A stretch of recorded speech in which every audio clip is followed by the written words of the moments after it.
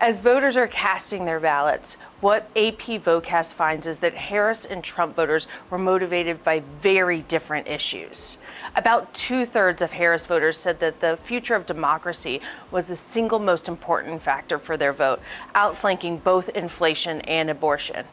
Among Trump voters, similar shares were prioritizing inflation and immigration as their most important voting factors. While Trump voters and Harris voters were motivated by starkly different issues, a majority of both sets of voters said they were motivated to vote in favor for their candidate rather than in opposition to the other candidate.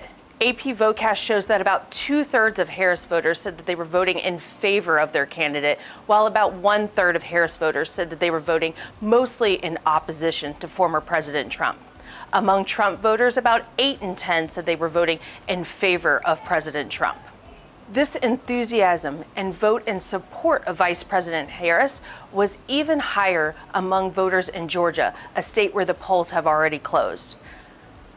More than 7 in 10 Harris voters in Georgia said they were voting in support of Harris rather than in opposition to former President Trump.